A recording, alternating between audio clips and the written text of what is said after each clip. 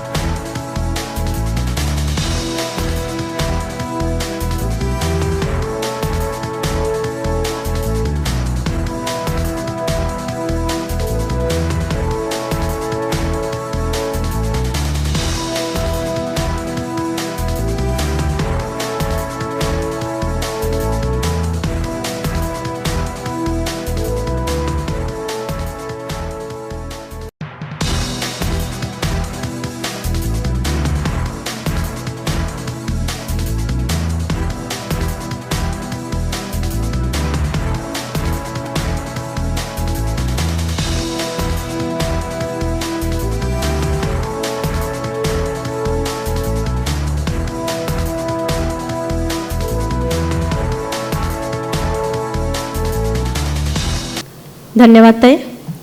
अभी आपके सामने ये सेकंड सेशन शुरू होने जा रहा है।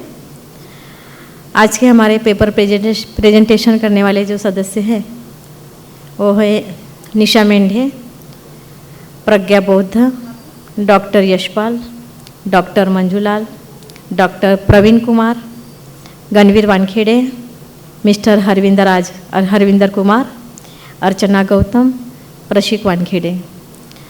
और आज के जो चेयरपर्सन है वो है ऐश्वर्य गजभिये तथा डॉक्टर महेंद्र गायकवाड़ जी। इनको मैं आमंत्रित करने जा रही हूँ, वो आए और अपना स्थान ग्रहण करें। मेरा विषय है भारत में आधुनिक भिक्खु संघ और भिक्खुनी संघ, तथागत का श्रावक संघ यानी कि भिक्खु भिक्खुनी उपासक उपासिका संघ। यह संघ सुमार्ग पर चलने वाला होता है और संघ में उजू दृष्टि होती है। संघ न्याय मार्ग पर चलने वाला होता है और उचित मार्ग पर चलने वाला होता है। संघ अतिथि के जैसा घर पर बुलाने लायक होता है, अतिथि के जैसा आवभगत करने वाला होता है। संघ दान देने योग्य होता है और दोनों हाथ जोड़कर आदरपूर्वक नमन करने योग्य होता है। संघ सर्वश्रेष्ठ पुण्य क्षेत्र होता है।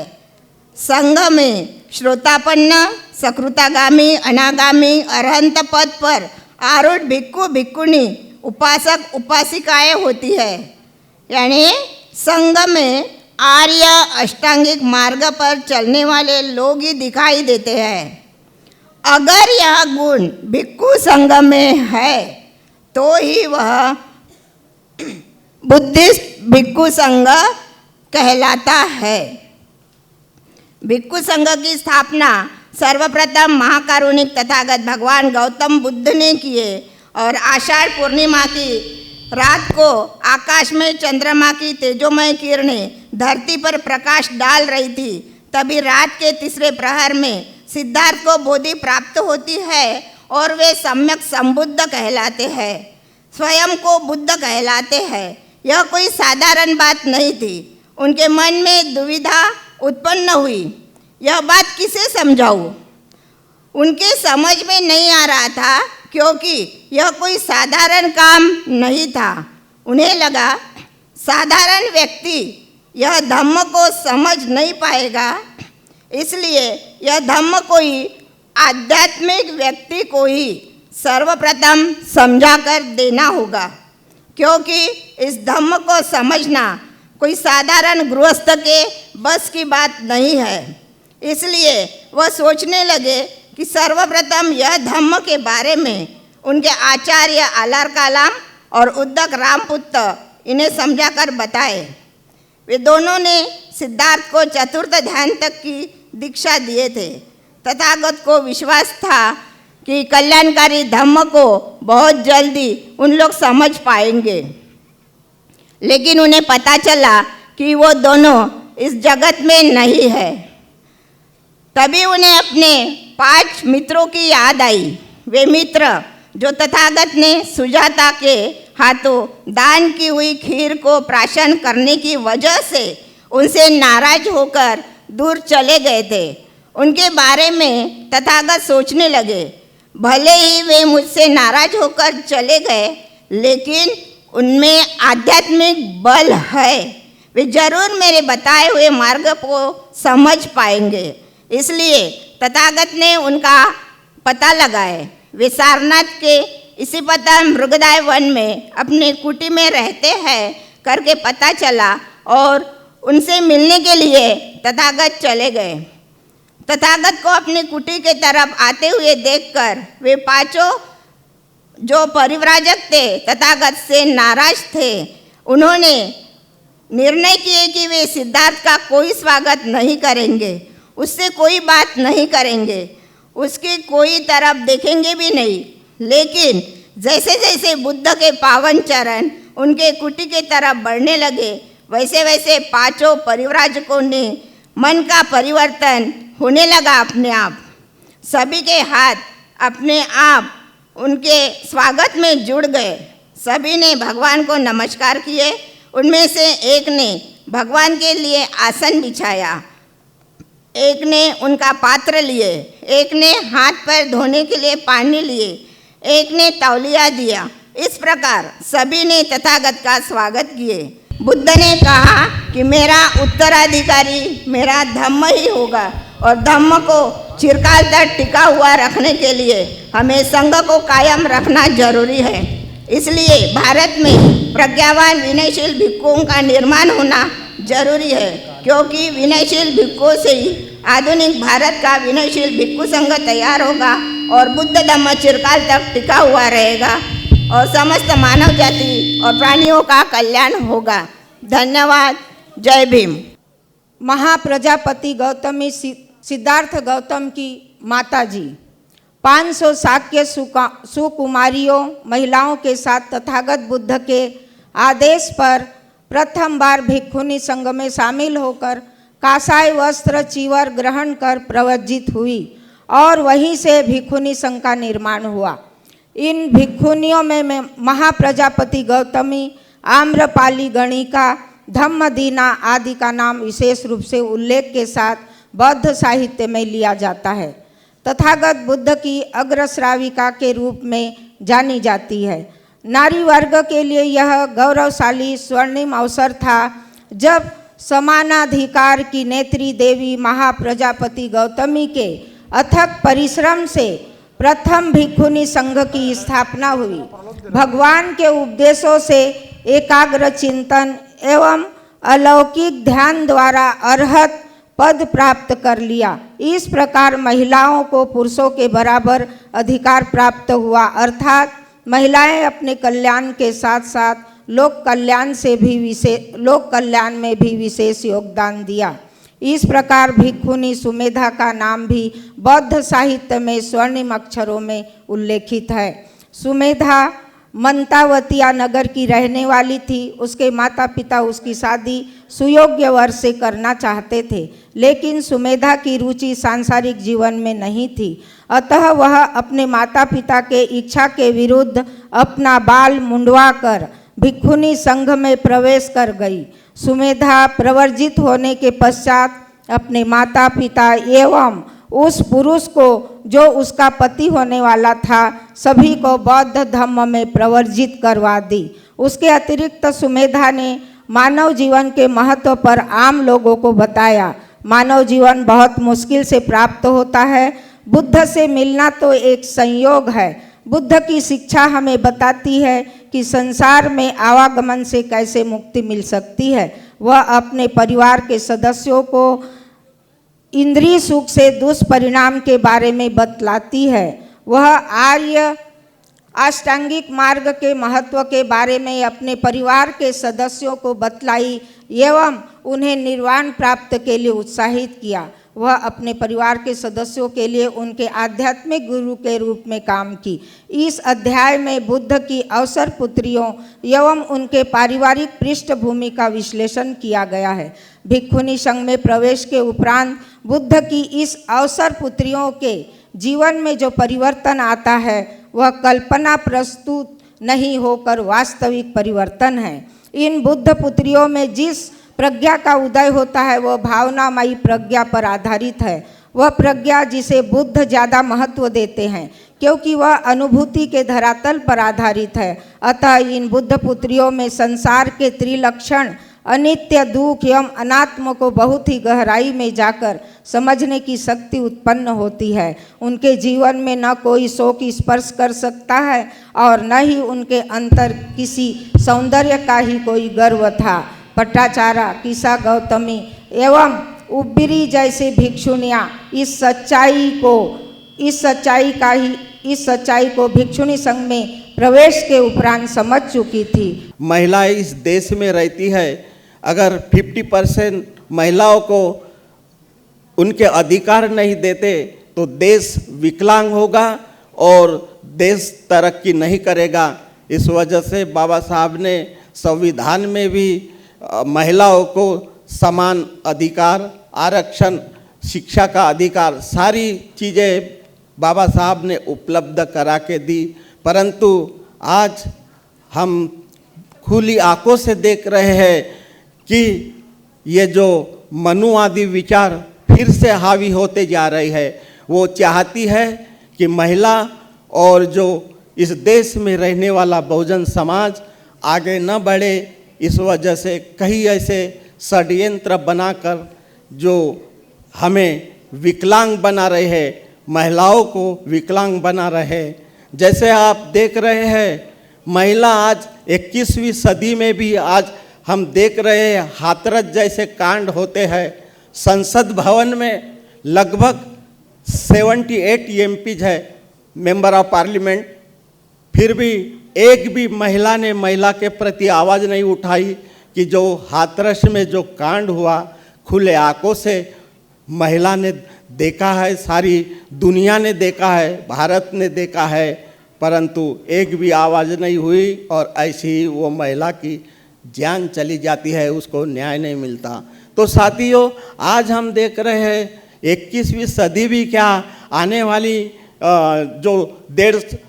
जो मनु के जो शासन में चल रहा था वो आने वाला दिन भी ऐसा ही होगा क्या? आज आप देख रहे गुजरात में 2002 का कांड, जो एक मुस्लिम महिलाओं को जो उनके साथ ये जो हुआ है उसका नाम है, हाँ, बिल्किस बानो के साथ क्या हुआ ये सब आप जानते हैं। ऐसे जो पुरुष जिन्होंने उसके साथ रेप करके वो एक प्रेग्नेंट होते हुए भी उस पर रेप करते हैं और उनके घर के सभी सदस्य को मार डालते हैं और फिर भी वो जेल से बरी होते हैं। तो ये कितनी, यानी कानून के लिए बोलिए या हमारे मनुष्यत्व के लिए ये कितनी शर्म की बात है। एक महिला के ऊपर इतना अन्याय अत्याचार होता है और सारी जनता चुपचाप रहती है।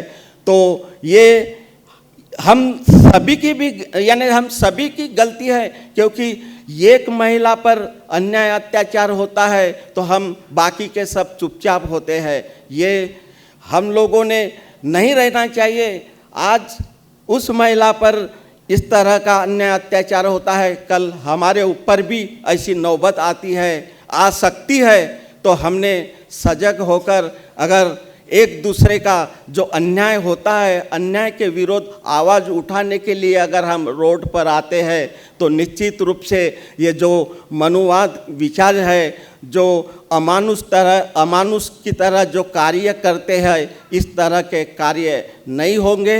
मैं और आप लोगों का ज़्यादा समय न लेते हुए मैं यही कहूँगा कि आने वाले परिस्थिति को ध्यान में रखते हुए हमने सजग होकर समय आया तो रोड पे भी उतरकर हमें संघर्ष के लिए तैयार रहना होगा, ताकि हम अपनी सुरक्षा चाहते हैं, हमारी माँ बहन बेटी की अगर सुरक्षा चाहते हैं और आने वाली पीढ़ी की हम अगर उनको सुरक्षित करना चाहते हैं तो हम अपने जान की परवाह न करते हुए हम अपने संघर्ष के लिए तैयार रहिए।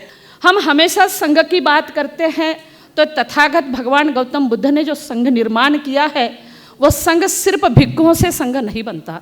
तो संघ में बुद्ध यानी जब हम चूलवज्ञ में मार्याचन कथा पढ़ते हैं तो वहाँ जब मार बुद्ध को कहने आते हैं कि अभी तो आपका जो आपने जो तय किया था तो वो तो हो गया है पूरा, यानी हमेशा कहते हैं हम बुद्ध सम्यक संबुद्ध बने, बुद्ध को ज्ञान प्राप्त हुआ। बुद्ध को ज्ञान प्राप्त हुआ यानी क्या प्राप्त हुआ, उन्होंने क्या हासिल किए। हम बुद्ध को वैज्ञानिक समझते हैं, तो हम जब देखते हैं कि बुद्ध को ज्ञान प्राप्त हुआ यानी क्या हुआ, तो बुद्ध को कार्यकारण भाव समझा और उस कार्यकारण भाव का खोज उन्होंने किया और उसी के आधार पर उन्होंने बताया कि इंसान यदि दुखी है तो दुख का कारण है, कारण का वजह है और उसे मुक्त भी हो सकता है। और इसीलिए बुद्ध को जब मार आते हैं और मार कहते हैं कि अभी तो आप बुद्ध बन गए हो, तो आपका समय खत्म हो गया है, अभी आपको चलना पड़ेगा। तब बुद्ध मार को कहते हैं कि नहीं, हम जो बताते हैं कि जब महाप्रजापति गौतमी भिक्षुओं के निर्माण के लिए वो 500 महिलाओं को लेकर जाती है तो बुद्ध उन्हें नकार देता है, यह काफ़ी हद तक सही नहीं है। बुद्ध को पहले ही मालूम था उन्हें ऐसा ही संघ बनाना था, उन्हें 4 परिषदों वाला संघ बनाना था, भिक्षु, भिक्षुनियाँ, उपासक और उपासिकाएं। अभी हमारे देश में, भारत में, यानी बोधिसत्व परम पूज्य डॉक्टर बाबा साहब के धम्म क्रांति के बाद, क्योंकि बुद्ध के बाद में हम देखते हैं बुद्ध धम्म का लोप हुआ है, उसके बाद में बृहदत्त मौर्य के बाद में भी बौद्ध धम्म लुप्त हुआ है, और तीसरी बार बाबा साहब ने जब धम्म चक्र को गतिमान किया 14 अक्टूबर 1956 में, उसके बाद में हम संघ का निर्माण की अगर बात करते हैं तो भारत में कुछ हद तक के भिक्षु संघ बना है, कुछ हद तक के भिक्षुनी संघ भी बना है, लेकिन अभी भारत में उपासक और उपासिकाएं संघ बनने को अभी भी नहीं बना है, यानी ये 4 परिषदें पूरी नहीं हुई है। हम देखते हैं यह आप धम्मचक्र देखोगे तो इस धम्मचक्र को गतिमान करने के लिए, यानी बुद्ध का दुख मुक्ति का मार्ग का ये जो धम्मचक्र है, इसे गतिमान करने के लिए भिक्षु और भिक्षुनियाँ हैं और उपासक और उपासिकाएं। जब तक कि ये 4 परिषदें पूरी नहीं होंगी तब तक के बुद्ध धम्म का सही मायने में प्रचार प्रसार नहीं होगा और तब तक के सही मायने में संघ नहीं कहलाया जाएगा। और इसलिए इस संघ को निर्माण करने के लिए हम हमेशा बुद्ध को नमन करते हैं, धम्म को नमन करते हैं, संघ को नमन करते हैं।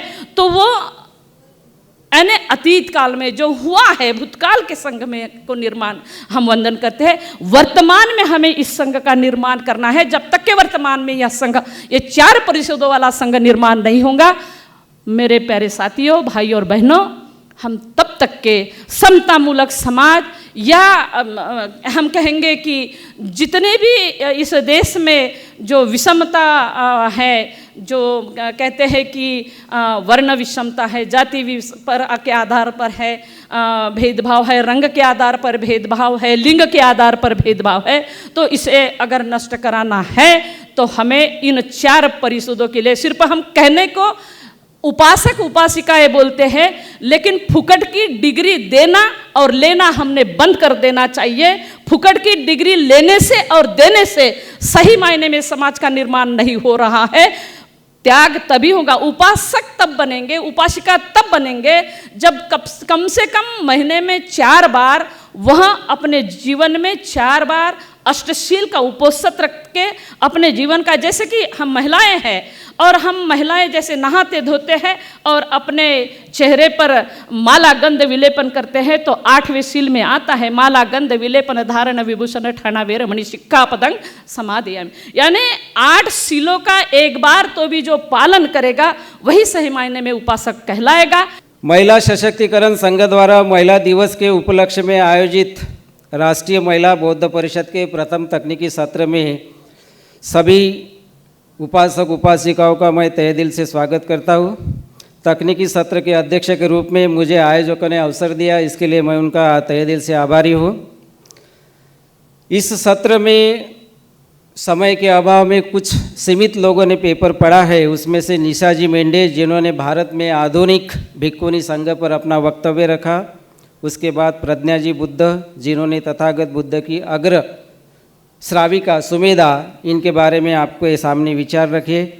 उसके बाद हमारे नागपुर के ही गणवीर जी वानखेड़े, उन्होंने तथागत बुद्ध के स्त्री के प्रति जो भूमिका थी, जो विचार थे, वो आप सब लोगों के सामने रखे। उसके बाद उषा जी बुद्ध, उन्होंने भगवान बुद्ध का संघ इस विषय पर अपना वक्तव्य रखा और चारों वक्ताओं के वक्तव्य से एक बात सामने आई और वो बात ये थी कि भिक्खु संघ, यदि हमें भारत में बौद्ध धर्म का प्रचार और प्रसार करना है तो बुद्ध धम्म का और बुद्ध का संघ कितना ज़रूरी है। चारों वक्ताओं ने अपने वक्तव्य से ये विचार सामने रखा। हम लोग जब त्रिपिटक या बौद्ध साहित्य पर एक नज़र डालते हैं तो उनमें से एक विनय पिटक नाम का साहित्य का प्रकार है, जिसमें बौद्ध संघ कैसे होना चाहिए, भिक्खु के क्या नियम होने चाहिए, उस पर काफ़ी विस्तृत जानकारी दी गई है। स्पेशली भिक्खु के नियमों पर वो पिटक लिखा गया है। बाबा साहब ने जाते जाते हमारे सामने केवल 2 ही सपने रखे थे, एक था बौद्धमय भारत और दूसरा था शासन करती जमात। तो हम लोग शासन करती जमात के तरफ कितना आगे बढ़ पाए हैं और बौद्धमय भारत की दिशा में कितना आगे बढ़ पाए हैं, इस पर चिंतन विचार विनिमय करने की बहुत ज़रूरी है। देखा जाए तो शुरू से, यानी वैदिक संस्कृति से देखा जाए तो स्त्री शूद्रों को आगे बढ़ने के जो मूलभूत अधिकार होते हैं 4, उनमें से चारों के चारों अधिकार उन्होंने बंद कर दिए थे, जैसे सत्ता, संपत्ति, हथियार रखने का अधिकार और शिक्षा का अधिकार। इन चारों अधिकारों के बदौलत आदमी आगे बढ़ता है और चारों अधिकार स्त्री शूद्रों के विषमतावादी संस्कृति ने छीन लिए थे, बंद कर दिए थे।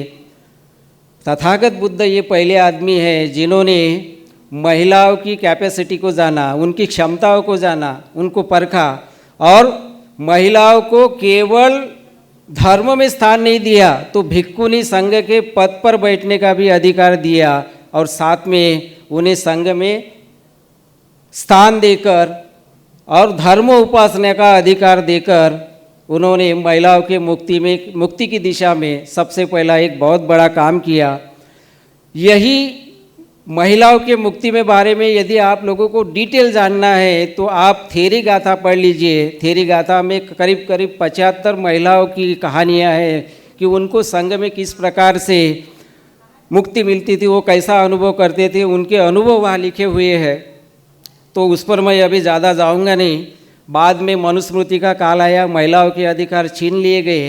ये पीरियड करीब करीब 1000 साल तक चलता रहा। अंग्रेजी राज में थोड़े बहुत अधिकार मिलना शुरू हुआ और आज़ादी के भारत में बाबा साहब डॉक्टर आम्बेडकर ने महिलाओं के लिए हिंदू कोड बिल तैयार करके महिलाओं को खूब सारे अधिकार दिए। आज जितनी भी महिलाएं तरक्की कर रही, प्रगति कर रही, जो भी ऊंची उड़ान उड़ रही है, इसके मूल में डॉक्टर बाबा साहब आम्बेडकर का हिंदू कोड बिल बहुत ज़रूरी है। उसमें इसी की वजह से महिलाएं आज हर दिशा में अपना विकास कर रही है। सर्वप्रथम मैं जागतिक महिला दिन की सभी को शुभकामनाएं देती हूँ और मैं आभार प्रदर्शन के लिए मुझे कहा गया है।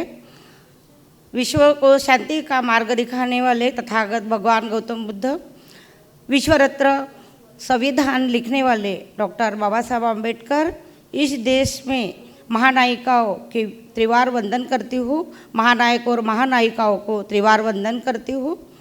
मंच पर सभी अतिथिगण, और उपासक उपासिकाओं को सप्रेम जय भीम और पेपर प्रेजेंटेशन करने वाले सभी को मेरी तरफ से जय भीम। निशा मंडेताई, उन्होंने भगवान बुद्ध के बारे में 5 भिक्षुओं को बौद्ध धम्म की दीक्षा दी। बाबा साहब के बारे में भी बहुत अच्छी तरह बताया।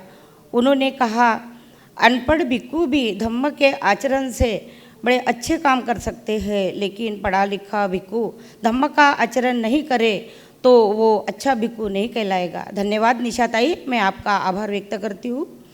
प्रज्ञा बुद्ध जी ने, इन्होंने भिक्षुनी के बारे में बहुत अच्छा पेपर प्रेजेंटेशन करा। सुमेधा ने शादी न करते हुए बुद्ध के शिक्षा के बारे में सोचती और भिक्षु संघ में शामिल हुई और बुद्ध धम्म का प्रचार प्रसार करने लगी। ताई, आपने बड़ी अच्छी तरह से पेपर प्रेजेंटेशन किया। मैं आपका MSS की तरफ से आभार व्यक्त करती हूँ। गणवीर वाड़के सर, इन्होंने कहा है कि हजारों सालों से महिलाओं की दशा कैसी थी, लेकिन बुद्ध के काल में महिला और पुरुष को समानता मिली और आज के संविधान ने तो बाबा साहब आम्बेडकर ने संविधान में लिखकर हम सभी को समानता का जो अधिकार मिला है, लेकिन अब ये अधिकार जरा थोड़े पेचीदा है और बड़े संविधान बड़े धोखे में है। इनकी आपको सभी को जान है, अधिकार मिला। धन्यवाद गणवीर वानखेड़े साहेब, मैं आपका आभार व्यक्त करती हूँ। उषाताई बुद्ध, आपने कहा है कि विश्व में जाति नहीं है। अपने भारत देश में जाति व्यवस्था के रहते हुए बराबरी का आधार नहीं मिलता। भिक्षु भिक्षुनी, उपासक उपासिका, इन सभी का कर्तव्य है समाज को आगे ले जाने के लिए इन चारों स्तंभों की जिम्मेदारी है। धन्यवाद उषाताई, आपका मैं आभार व्यक्त करती हूँ। महेंद्र गायकवाड़, सही में महेंद्र, चारों के विचार पढ़कर आपने जो उनके ऊपर निष्कर्ष निकाला उसके लिए भी मैं आपका आभार व्यक्त करती हूँ। धन्यवाद। जय भीम, नमो बुद्धाय, जय भारत। महिला सशक्तिकरण संघ के द्वारा जो 1 दिवसीय यहाँ ये कॉन्फ्रेंस का आयोजन किया है, उसमें कुछ बातें मुझे बहुत अच्छी लगी कि महिलाओं के बारे में हमारी नीलम ताई है, मंजूलाल जी है, बहुत सारे साथी हैं। उन्होंने काफ़ी अच्छा जानकारी उन्होंने शेयर की, जिसके माध्यम से काफ़ी लोग प्रभावित भी हुए। दूसरा एक महत्वपूर्ण हिस्सा यहाँ रहा कि बहुत सारी चीज़ों पे जो धम्म पे आधारित थी, बुद्ध के धम्म की अलग अलग बातें थी, संघ की बातें थी, महिलाओं के ऊपर बातें थी, उनका पेपर प्रेजेंटेशन भी काफ़ी कुछ जो मैंने सुना तो बहुत ही एक सटीक तरह से स्टडी करके उस पेपर को यहाँ प्रेजेंट किया गया है। ये अपने आप में बहुत ही अलग था कि इस तरह से कॉन्फ्रेंस होना और उसमें पेपर प्रेजेंट होना, जो हम जानते हैं कि जिस महिलाओं को कभी अधिकार नहीं थे, जिस महिलाओं को पढ़ने लिखने का कुछ अधिकार नहीं था, वो महिलाएं आज यहाँ पेपर के माध्यम से जो चीज़ें उन्होंने सीखी है वो धम्म के बारे में सीखी है और धम्म जो है वो उनके माध्यम से हमें फिर से इस पेपर के माध्यम से सीखने को मिला है। और तीसरा एक पहलू यहाँ मुझे दिखा कि इस कॉन्फ्रेंस में आज 3 बातें हुई। मुझे लगता है कि समय काफ़ी कम हुआ, क्योंकि एक दिन में इतने 3 चीज़ें करना ये अपने आप में एक कठिन कार्य है, ऐसा मुझे लगता है। कि नहीं तो मैं अक्सर बहुत सारे प्रोग्राम में जाता हूँ तो एक ही कार्यक्रम होता है कि अवार्ड सेरेमनी।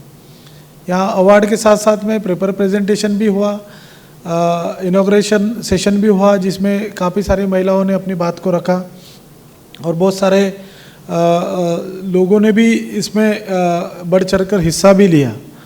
और एक नई परंपराएं मुझे इस कॉन्फ्रेंस के बारे में लगी कि जो कभी बात भी नहीं कर सकते थे, उनको खुद एक स्टडी करके दूसरों के सामने कुछ चीज़ों को रखना, ये बड़ा कठिन काम होता है।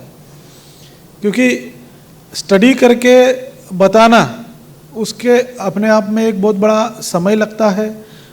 उसके लिए बहुत सारी चीज़ों को इकट्ठा करना पड़ता है, किताबें देखनी पड़ती है, अलग अलग रेफरेंसेस देखने पड़ते हैं, और वो सारा कर आपके सामने और परीक्षकों के सामने, खास कर परीक्षक भी थे, तो उनके सामने प्रेजेंट करना ये थोड़ा अलग अपने आप में एक कार्य है।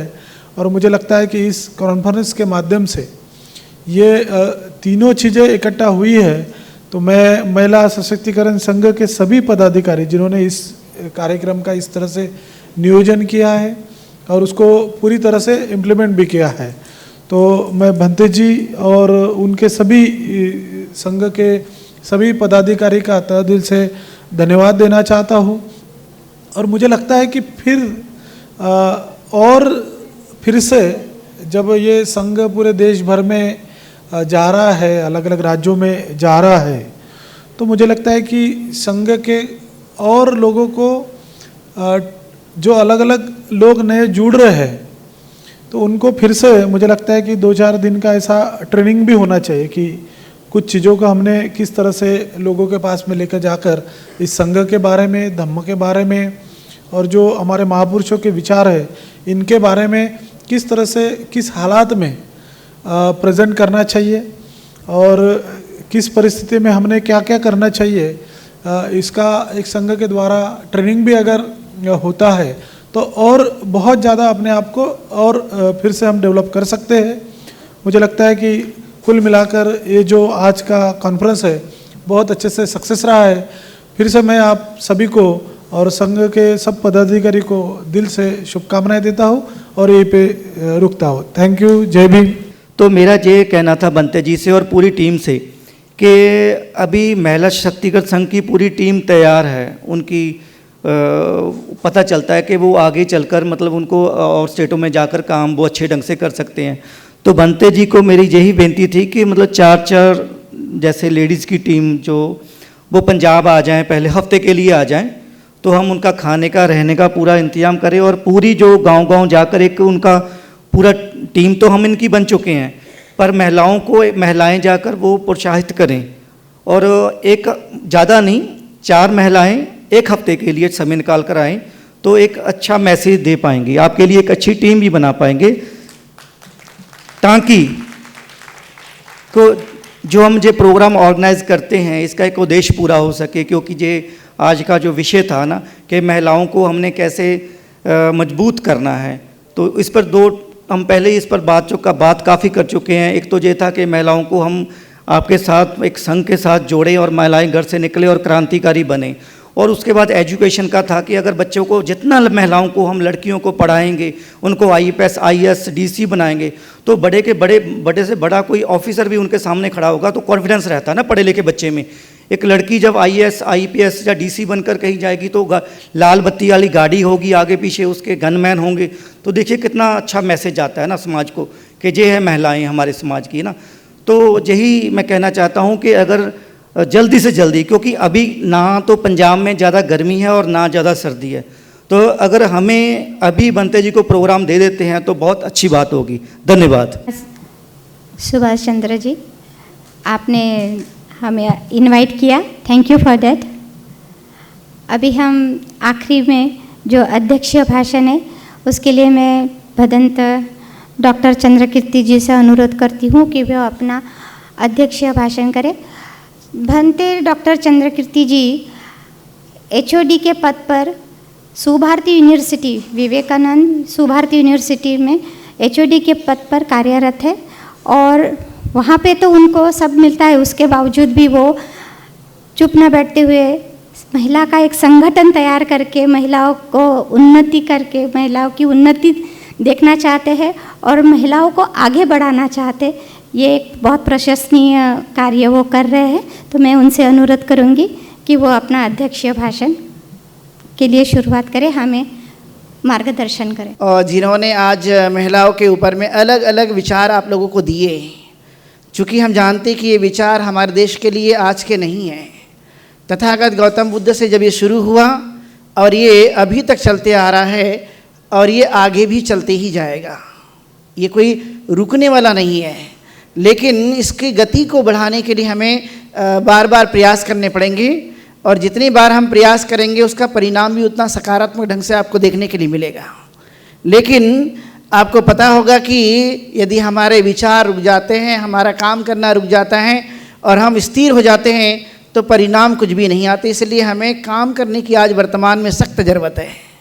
और जब हम काम करना शुरू करेंगे तो आपने देखा होगा कि महिलाएं नहीं तो पुरुष और बच्चे इस देश में कहीं ना कहीं वो आगे बढ़ते हुए नज़र आ सकते हैं। आपने देखा कि आज बहुत लोग ऐसे थे जिन्होंने बहुत ऐसी मर्म भरी बातें कही। इवन आपने देखा कि मैं जल्दी से भावुक नहीं होता हूँ, लेकिन मैंने देखा कि रोशनी मैडम जब बात कर रही थी तो मुझे बड़ा अंदर से भाव पैदा हुआ। ऐसे ही कई लोग थे जिन्होंने ये बातें आज कही इस मंच के माध्यम से, और ये बाबा साहब अम्बेडकर को याद दिलाया कि बाबा साहब अम्बेडकर रात दिन जो मेहनत कर रहे थे हम लोगों के लिए और यहाँ तक हमें पहुँचाया, तो हमें कितना आगे की और भी सोचना चाहिए। क्योंकि हम नहीं कर पा रहे इसलिए बाकी के लोग हमारे ऊपर में अभी वो राज कर रहे हैं, हमारी स्थिति को नीचा बना रहे हैं। हम लोग कई सारे कामों में यदि आगे बढ़ भी गए हैं, लेकिन फिर भी आपने देखा होगा अभी भी मानसिक गुलामी इस समाज के अंदर में जिंदी हैं और अलग अलग तरह की समस्याएं देश के अंदर में हमें देखने के लिए मिलती रहती हैं। और उस समस्या को दूर करने के लिए ये ऐसा प्रयत्न किया जाना, और इसीलिए मैं कई वर्षों से ये काम कर रहा हूँ कि महिलाएं घर से निकलकर सोसाइटी में जाए, और जब एक महिला दूसरी महिला को यदि समझाएगी तो कहीं ना कहीं परिवर्तन आएगा।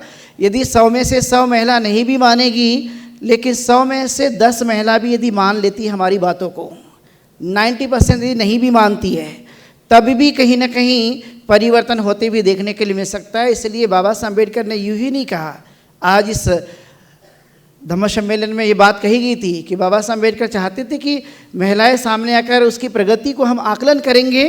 तो आकलन कौन सा होगा? तो उसमें बताया गया कि आकलन ये है कि महिलाओं की प्रगति का होना निश्चित है, और जब वो निश्चित हो जाता है तब हम मानते हैं कि ये परिणाम समाज में या समाज में बदलाव आया है, और इसलिए जिम्मेदारी को उठाना बहुत ज़रूरी है।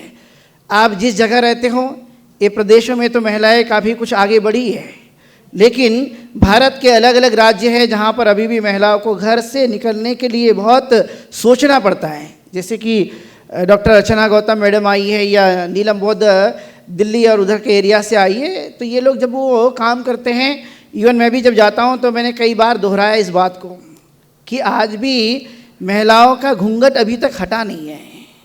4 दीवारी के अंदर में रहने के बाद में आज भी ये स्थिति देखने के लिए मिलती रहती है। ऐसी कई सारी बातें हैं जो देश के अंदर में हमें देखने के लिए मिलती रहती है, जिसको हम कुप्रथा कहते हैं, या जिसको हम कहते हैं कि समाज में अभी भी हमारा ऊंचा दर्जा नहीं मिल पाया है। जब मैं दूसरे देश के अंदर में जाता हूं तो मैंने देखा कि वहाँ की महिलाएं कोई भी काम करके निडर होकर के करती है, लेकिन हमारे देश के अंदर में कितने लोग हैं जो ऐसा कर पाते हैं? तो बाबा साहब अम्बेडकर से अभिप्रीत होकर या उनके विचारों से प्रेरणा लेकर के जो महिलाओं के जीवन में बदलाव आया, उनकी संख्या आज भी काफ़ी कम है। वो संख्या दिनों दिन बढ़ते रहनी चाहिए, और यदि ये बढ़ जाती है तो कहीं ना कहीं हमें आगे का रास्ता हमारा अच्छा हो सकता है। और जिस सुंदर भारत की हम संकल्पना अपने महापुरुषों के विचारों में देखते हैं, वो कोई और नहीं बल्कि इस देश के अंदर में नर और नारी समान होकर जीवन को जिए, यही संकल्पना है, जिसे हम मोटे भाषा में कहते हैं समानता। और ये समानता यदि देश में देखने के लिए मिलेगी तभी हमारा देश एक सुंदर राष्ट्र देखने के लिए मिलेगा।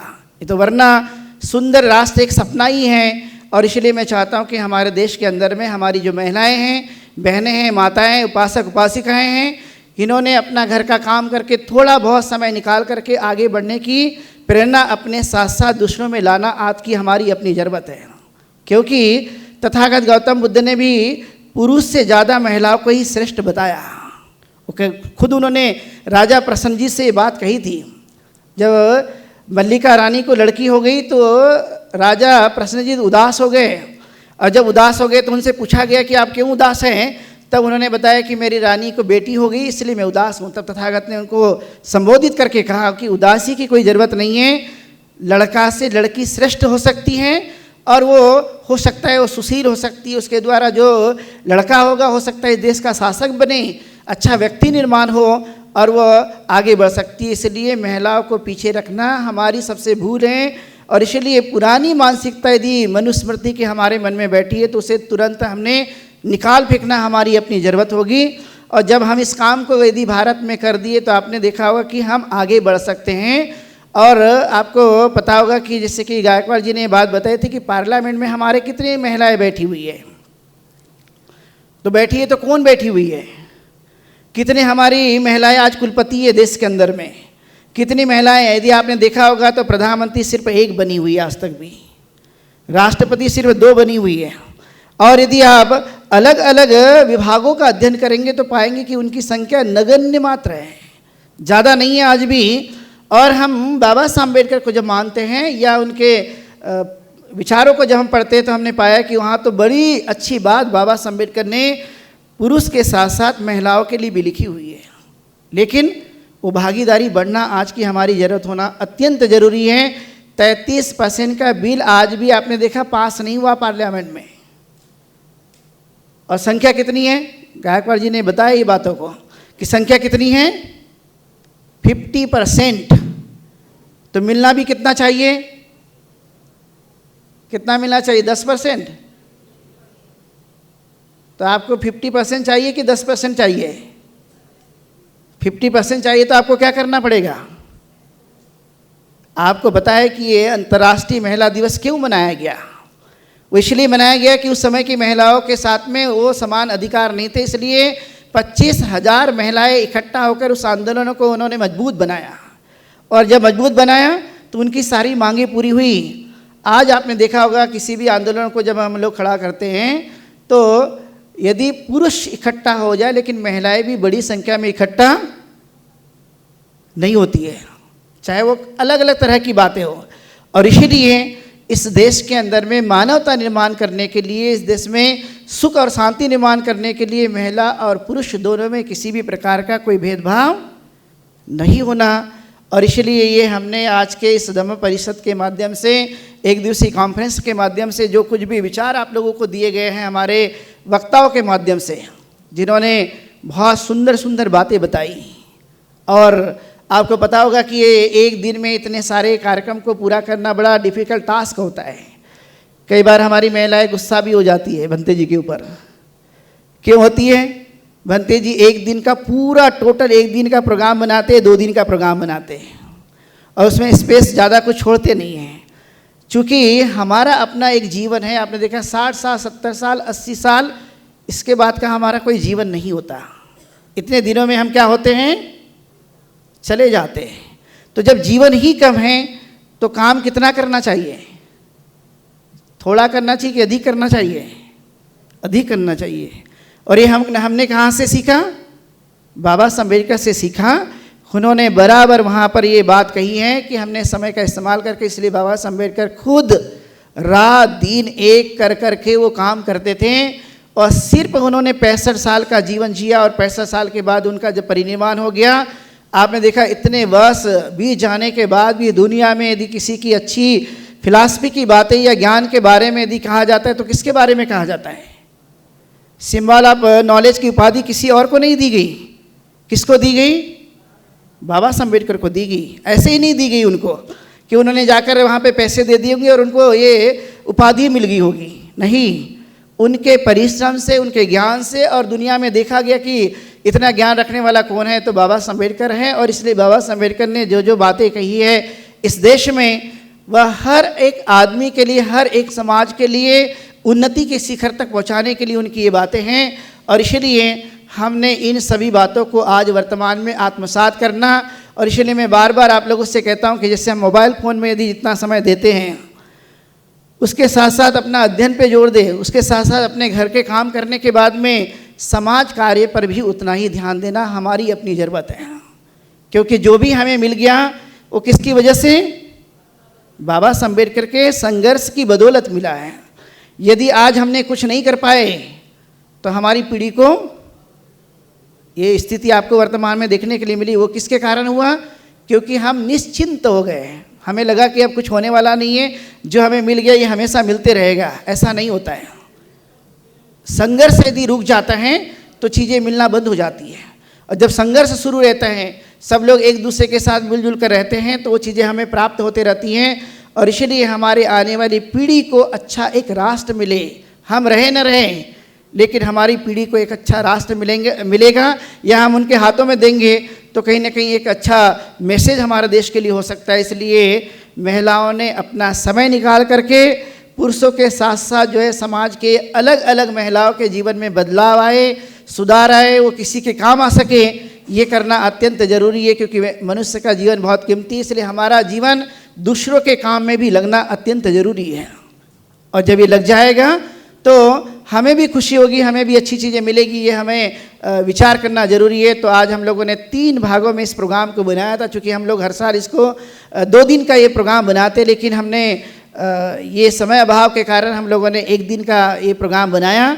और प्रतिवर्ष हमारा जो संगठन है समाज में जो काम करने वाली महिलाएं हैं उनको सम्मानित करता है। वह अलग अलग क्षेत्रों की हो सकती है, शिक्षा क्षेत्र की हो सकती है, समाज में काम करने वाली हो सकती है, और वह कला और अलग अलग तकनीकी के क्षेत्र में हो सकती है, विज्ञान के क्षेत्र में हो सकती है। ऐसी महिलाओं को हम लोग हर साल अंतर्राष्ट्रीय महिला दिवस के अवसर पर सम्मानित करते हैं और अलग अलग समय में अलग अलग सम्मान हम लोग देते रहते हैं। और इसलिए ये कार्यक्रम हम लोगों ने आज यहाँ पर आयोजित किया था और सुबह से कार्यक्रम में आप सब लोगों ने यहाँ पर भाग लिया।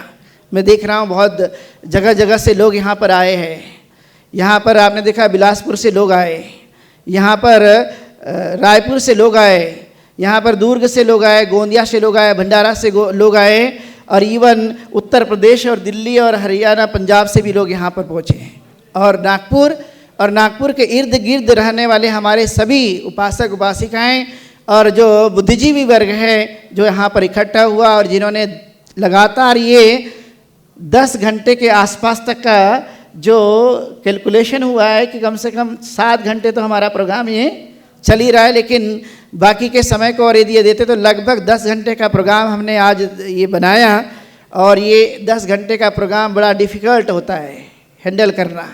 सबसे बड़ा काम होता है लोगों को रोकना, दूसरा काम होता है लोगों को भूख लग गई तो फिर उनको संभालना। लेकिन आप लोगों ने जो समय दिया है, चाहे जितने भी लोग जगह जगह से अपना कीमती समय निकाल कर यहाँ पर पहुँचे, तो निश्चित रूप से आपने दिन भर में जो भी यहाँ ज्ञान अर्जित किया तो वो ज्ञान को आप निश्चित तौर पे आत्मसात करेंगे, जीवन में आप अंगीकार करेंगे। मैं ऐसी बात आप लोगों से कहता हूँ। और भी जो अलग अलग विषय हमारे रह गए हैं उसको हम लोग साल भर में धीरे धीरे पूरा करने की कोशिश करते हैं। और सुभाष चंद्र बोस ने कहा है कि पंजाब भी हमारी महिलाएं वहाँ पर जाएगी, तो हम आश्वस्त करते हैं कि हम लोग हमेशा तैयार रहते हैं। इवन हमारी महिला सशक्तिकरण की जितनी टीम है, वो चाहे ऊपर बैठी हो या नीचे हो, वो सभी लोग हमेशा तैयार रहते हैं। बहुत सारे ऐसे लोग हैं ये लगातार चाहते कि समाज में बदलाव आना चाहिए। तो निश्चित रूप से हम लोग पंजाब में भी जा कर के वहाँ पर काम करने की कोशिश करते रहेंगे, क्योंकि देश का हर राज्य हमारा हृदय है, देश का हर राज्य हमारा हिस्सा है और वहाँ पे रहने वाले लोग भी अपने ही हैं, इसलिए हम ऐसा मानते हैं।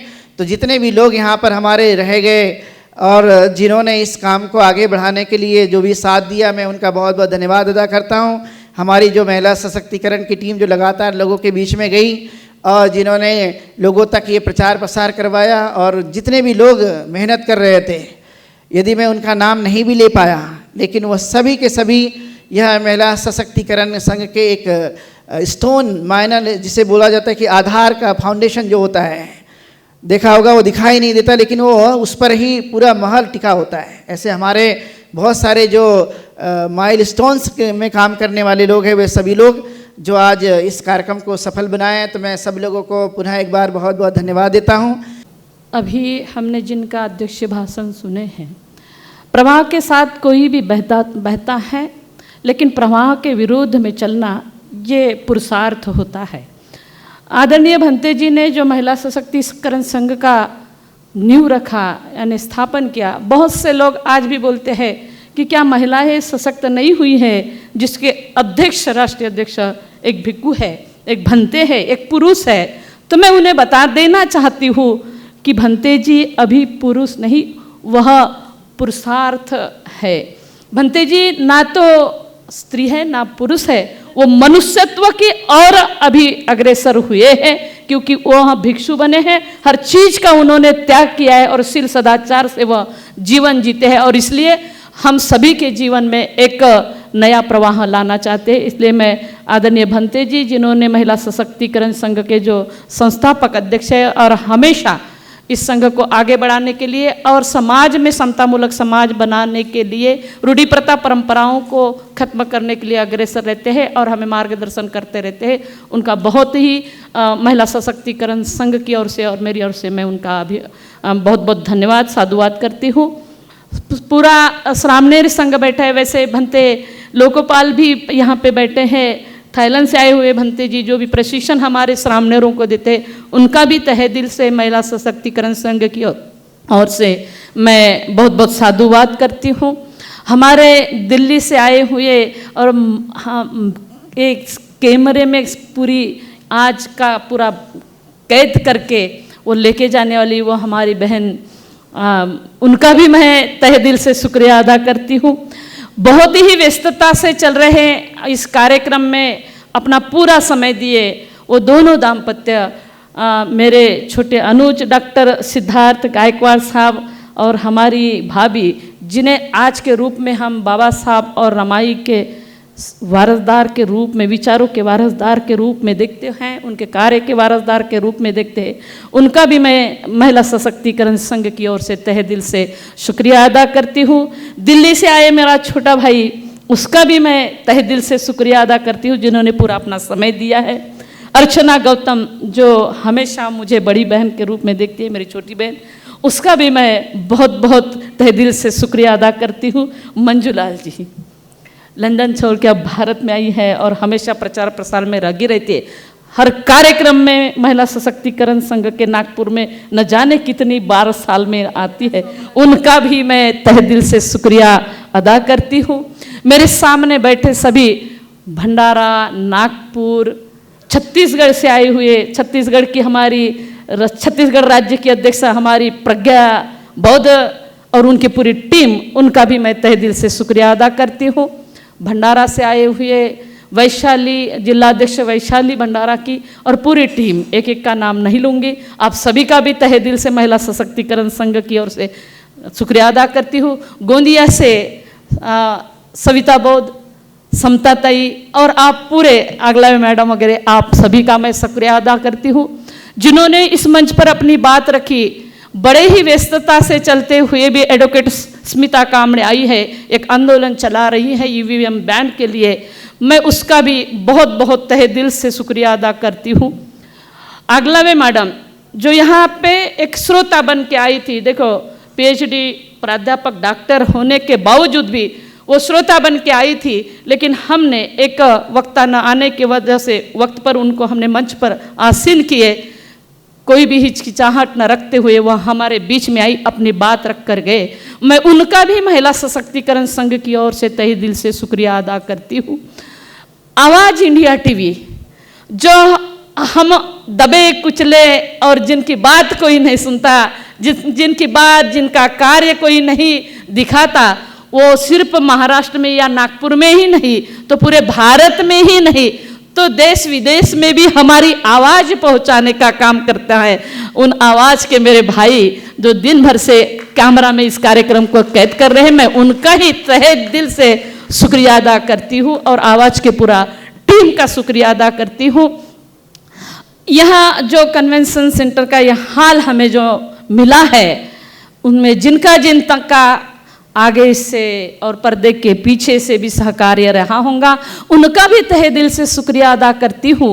और आप सभी श्रोतागण, आप सभी बुद्धिजीवी श्रोतागण, कौन कहता है कि यहाँ भीड़ कम है, यहाँ पे एक एक हजार के बराबर है, और इसलिए मैं आप सभी का तहे दिल से शुक्रिया अदा करती हूँ। और आज का यह जो कार्यक्रम है, यह जो हमारी कॉन्फ्रेंस है, धम्मपालन गाथा के साथ में समाप्त होंगी, लेकिन इस कार्यक्रम को सक्सेस करने के लिए धन की ज़रूरत होती है, मन की भी ज़रूरत होती है। जिन्होंने अपना धन दिया है, अपना धन लगाया है, अपना समय लगाया है और मन मस्तिष्क मेंदू के साथ में यहाँ पे आए हैं, उन सभी का महिला सशक्तिकरण संघ की ओर से हृदय के गहराई से उनका सभी का शुक्रिया अदा करते हुए, उनके मंगल की कामना करते हुए धम्म पालन गाथा के लिए मैं भंते जी से अनुरोध करती हूँ। योदपनं एतं बुद्धान शासनं धम्मं चरे सुचरितं नतं दुचरितं चरे धम्मचारी सुखं सेति असमी लोके परमिच न तावता धम्मधरो यावता बहुभासति यो च पंपेषु एते न सच्चवचेन होतु ते जयमङ्गलं नति मे शरणं अय्यं संघो मे शरणं वरं एतेन सच्चवचेन होतु ते जयमङ्गलं नमो बुद्धाय नमो धम्माय नमो संघाय साधु साधु साधु।